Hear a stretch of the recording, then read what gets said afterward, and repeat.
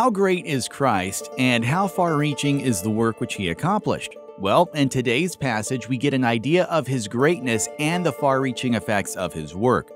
I'm going to read to you from Colossians chapter 1, verses 12 through 20. First, I'll read from the King James Version.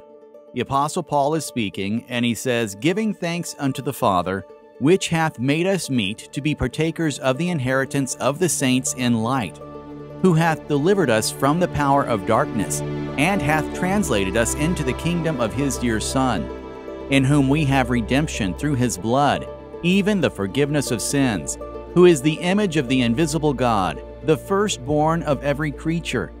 For by him were all things created, that are in heaven and that are in earth, visible and invisible, whether they be thrones or dominions or principalities or powers." Let me pause real quick right there. What is he talking about by thrones, dominions, principalities, and powers? Well, take a look at Ephesians chapter 6 on your own time, and it might shed some light on it. The verse goes on and says, "All things were created by him and for him, and he is before all things, and by him all things consist. And he is the head of the body, the church, who is the beginning, the firstborn from the dead, that in all things he might have the preeminence. For it pleased the Father that in him should all fullness dwell.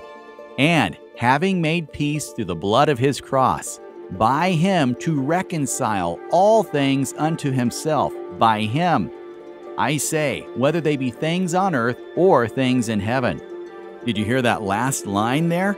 By him to reconcile all things unto himself, by him, I say, whether they be things in earth or things in heaven. Let's check out how these same verses read in Young's literal translation.